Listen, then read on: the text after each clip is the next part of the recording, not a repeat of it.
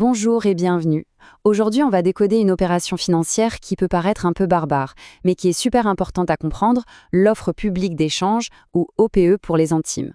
Alors, imaginez un peu le scénario. On est actionnaire et voilà qu'une entreprise vient frapper à la porte. Pas pour acheter des actions, non, mais pour les échanger. Alors qu'est-ce qu'on fait? C'est la grande question au cœur de notre explication. Allez, on décortique ça ensemble. Une OP, en fait, c'est assez simple, c'est un peu comme un troc.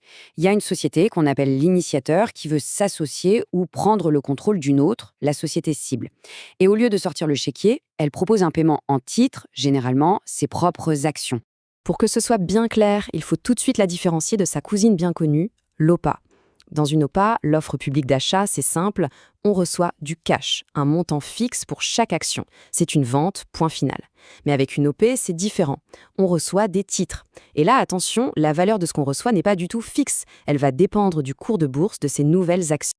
Et ça nous amène directement au cœur du réacteur, au concept absolument clé de toute OP, la parité d'échange. C'est vraiment ça qui va tout définir. Alors, la parité d'échange, qu'est-ce que c'est? Eh bien, c'est tout simplement le ratio de l'échange, une sorte de taux de conversion. C'est la règle du jeu. Pour une action que l'on possède, combien d'actions de la nouvelle boîte va-t-on recevoir en échange? Pour que ce soit bien concret, prenons un chiffre au hasard. Disons que la parité, c'est 0,20. Ce petit nombre, l'air de rien, va être la clé de tout le calcul. Voilà, ça illustre parfaitement le mécanisme. Imaginons un actionnaire qui a 50 actions de la société visée. La parité est de 0,20. Il suffit de faire une multiplication toute simple, 50 fois 0,20. Et hop, il reçoit en échange 10 actions de la société qui lance l'offre. C'est aussi bête que ça. Mais attention, c'est là que ça devient intéressant. Parce que recevoir 10 actions, ça ne dit pas combien on a gagné ou perdu. La valeur finale de l'opération, elle n'est pas figée du tout. Tout va dépendre du cours de bourse de ces 10 actions une fois l'échange terminé. Le cours peut monter, mais il peut aussi baisser. C'est un vrai pari sur l'avenir. Bon, maintenant qu'on a bien compris le principe, voyons un peu comment ça se passe dans la vraie vie, comment une OP se déroule concrètement en France. C'est très encadré, notamment par l'autorité des marchés financiers, l'AMF. Alors, le processus est très balisé. D'abord, il y a l'annonce officielle, avec le dépôt de toute la documentation. Ensuite, un calendrier précis est établi. La société cible, elle, a son mot à dire et publie sa propre note en réponse. L'AMF passe tout ça au peigne fin et, si tout est en ordre, elle appose son visa. C'est seulement à ce moment-là que les actionnaires peuvent décider s'ils apportent leur titre ou pas. Et à la fin, si assez de monde a dit oui, l'échange a lieu.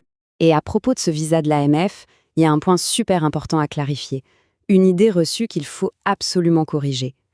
Le visa de l'AMF, ça ne veut pas dire que l'offre est une bonne affaire. Pas du tout. Ça veut juste dire que la documentation est complète, qu'elle est claire et qu'elle est cohérente. L'AMF, son rôle, c'est d'être le gendarme de l'information, pas un conseiller en investissement. Alors justement, face à cette montagne de documents, sur quoi est-ce qu'il faut se concentrer? Quels sont les points à vérifier pour prendre une décision vraiment éclairée? Voilà en gros la checklist des choses essentielles à chercher. D'abord, comment est-ce qu'ils ont calculé cette fameuse parité? Ensuite, est-ce qu'il y a des conditions, comme un nombre minimum d'actions à récupérer pour que l'offre réussisse? Quel est le projet stratégique derrière tout ça? Et puis, bien sûr, il faut lire attentivement ce que dit la direction de la société visée. Et s'il y en a un, l'avis d'un expert indépendant, ça, c'est de l'or.